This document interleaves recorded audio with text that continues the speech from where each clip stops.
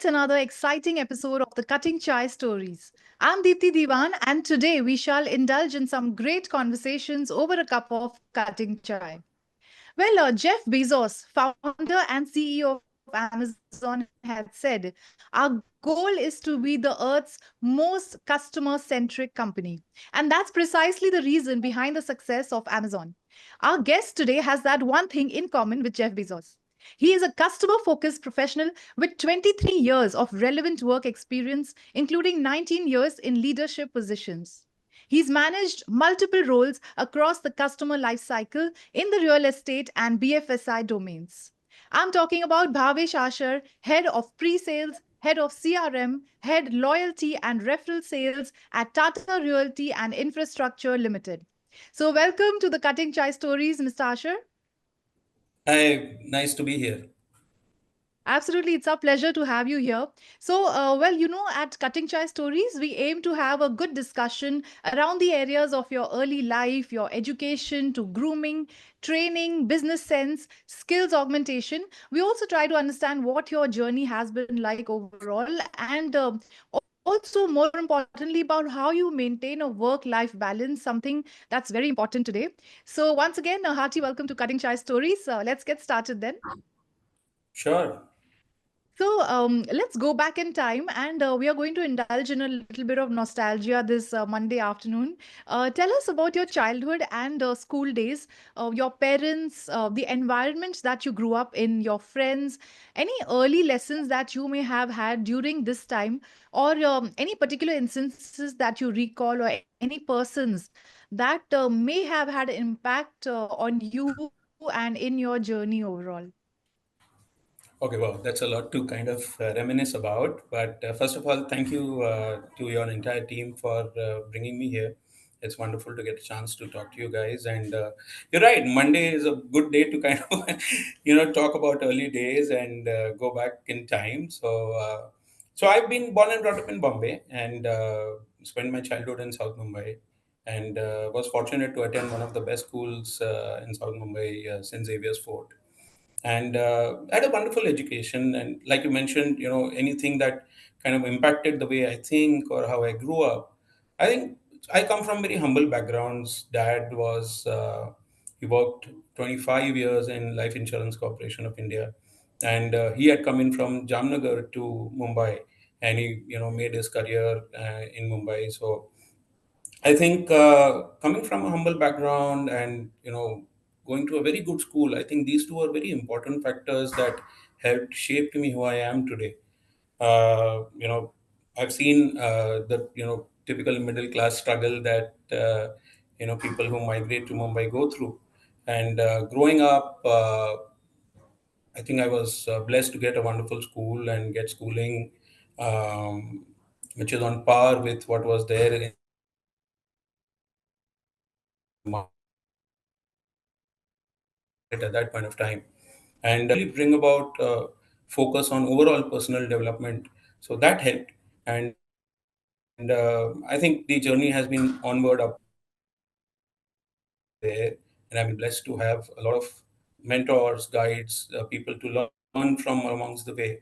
So it's been great.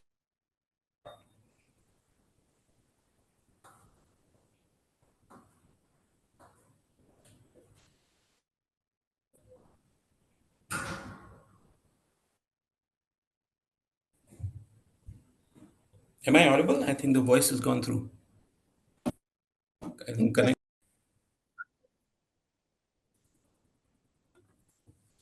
Let's go back in time. We have nostalgia this Monday afternoon. Could you please tell us about your childhood and school days, your parents, the environment that you grew up in, and your friends, and any early lessons that you may have had during this time, or any instances that you recall or that may have had an impact on you and in your journey? Sure, Dipti. So I had a wonderful childhood. I used to live in South Bombay, and grew up from very humble beginnings. My dad had come in from Jamnagar. He had immigrated to Mumbai, and he built his career in Mumbai. And I got, I was lucky to attend St. Xavier's Fort, which is one of the best schools at that time. So I got very good education, a well-rounded education, and a lot of focus on overall development, community living. I had friends, across various religions, so that also inculcated a lot of religious tolerance in my a very strong belief that happened in those early days. And it's been all good from there. A lot of progress onwards and upwards. God has been kind, so I've had a wonderful childhood, and schooling has been great. All right. So, any instances that you recall, or any person that you think may have had an impact on you, or perhaps your father? Dad, yes, of course. I mean, given the challenges that he went through in his, early adult life, and in fact, even in my family, even my maternal grandparents, and they Mm. had six kids, and three boys, three girls, and to kind of survive in that environment, and all my three uncles actually are role models for me. The way they have built their own life, their own careers, and throughout life, they have not only taken care of their own family but also their sisters. And there is so much of love between all of them, and so much of unity. So I think that for me has been a very good learning, and I look up to all of them in terms of how to go about your own life and live it with honesty, dignity, simplicity. That has been the building blocks of how I have been as an individual. Absolutely. Well, thank you for sharing that. Let's talk a little bit about your college days now. What were these like? And again, at this point, did you have any impact from any particular person or any instance? Oh yeah, college days were amazing. I actually went to a boys' school, and when I moved to co-ed college, I was actually having difficulty communicating with the fairer gender, But I got a very good group of friends who were equally good in studies as well as extracurricular activities. So I think that kind of opened up my personality from this bookish guy to someone who would communicate freely with a lot of people. So I think having the right friends, having the right environment matters a lot, and I was lucky to have that, and helped me kind of be more at ease in communicating with a large group of people. So then I participated in various activities in college. Then that really opened me up as an individual. Great. Well, thank you so much. Now, coming to your professional life, what was your first job like? And our viewers would love it if you could, take us through the evolution of your career journey. Sure. I started working just after my HSC during school, college vacations. Unfortunately, dad fell sick and he had to take VRS from LIC. So, being the elder son in the family, I was, the task of managing the family was upon me at an early age. But so I used to go to morning college, then go to work. My first job was at a MLA's office, manning the telephone, saying "Sahab, office mein hai nahi hai." That was the job. So 550 rupees a month. I think that's the price of a pizza nowadays. So that was my first salary. But from then, alongside my education, I managed to finish my education and work my way up the ladder. I joined the BPO sector, the international BPO sector in 2001.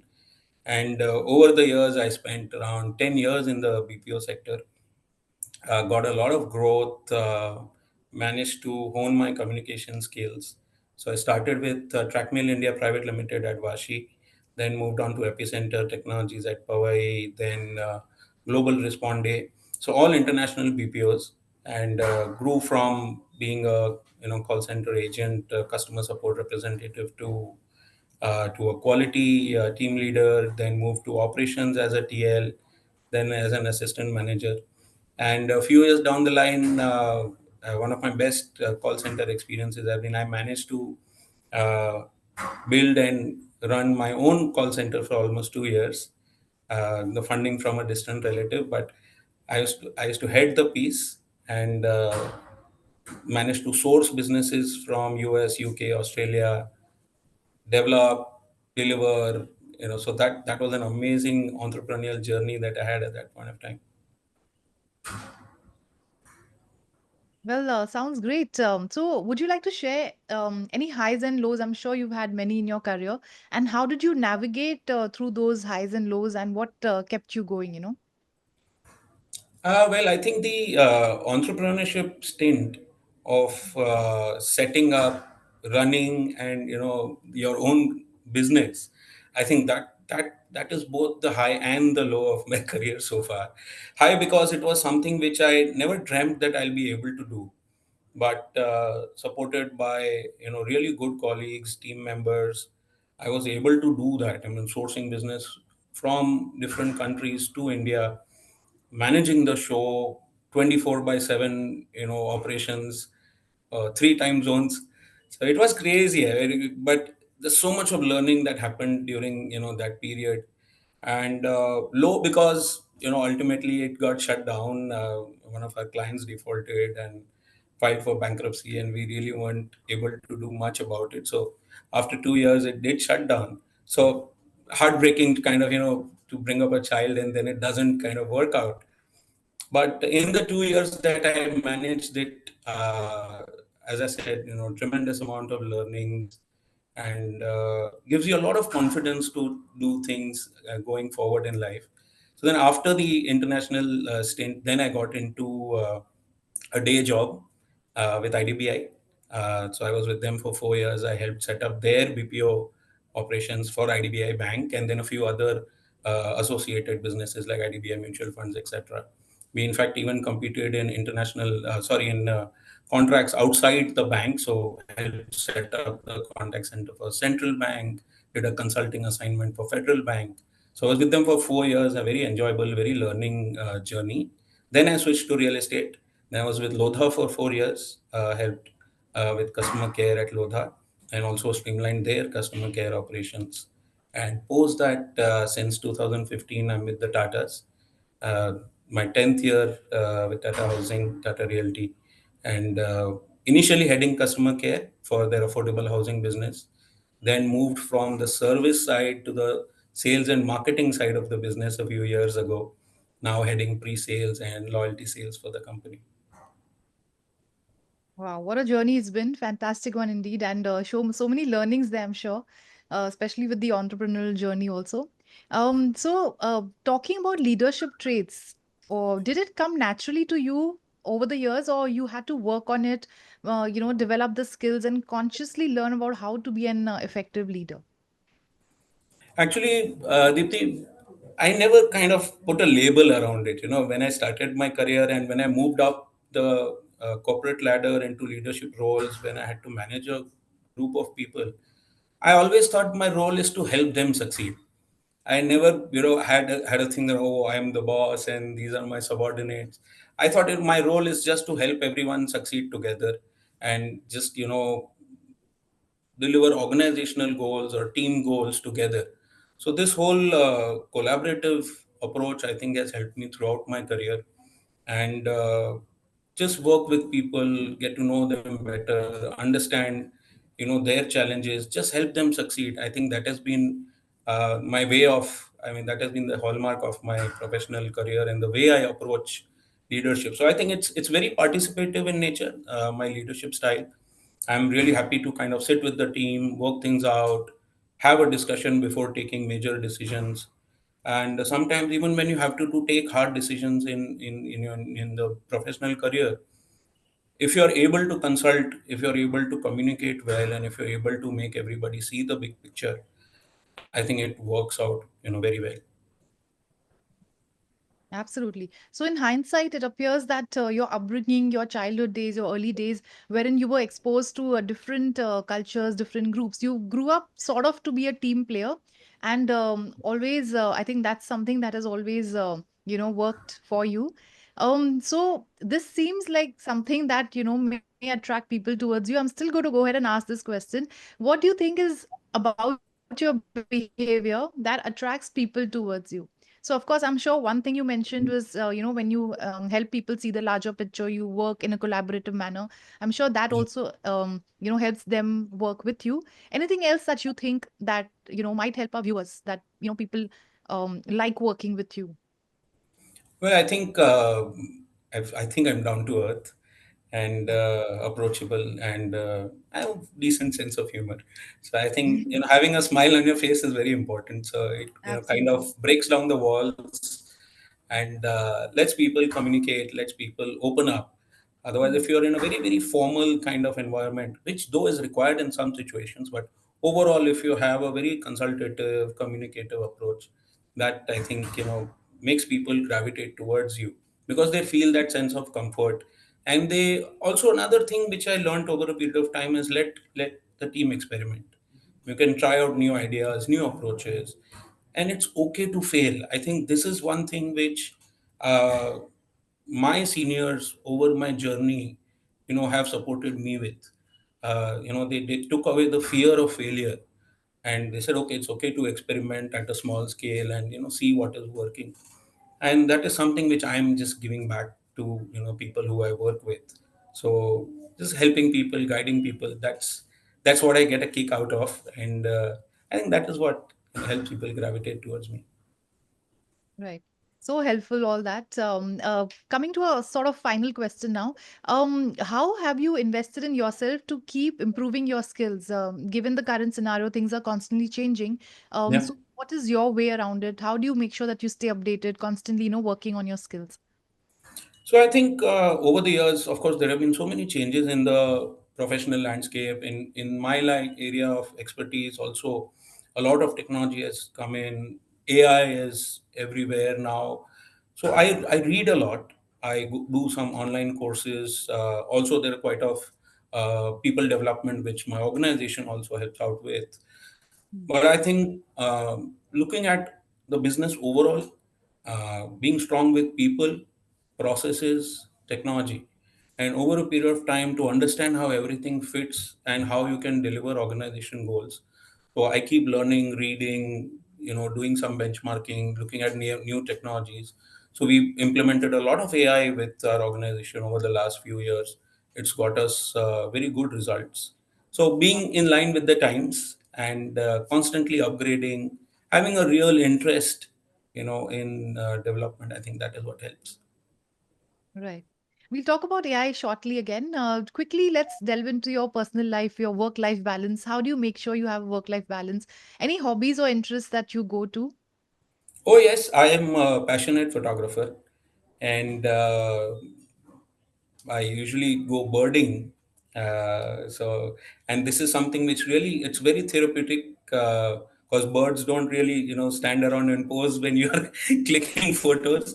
So it's something which requires a lot of focus, a lot of peace of mind. So that kind of helps me concentrate, focus, and try to get the right shot. And also, I'm a avid motorcyclist. I drive a Wow. Kawasaki Ninja, so I do go out for rides with friends as and when possible.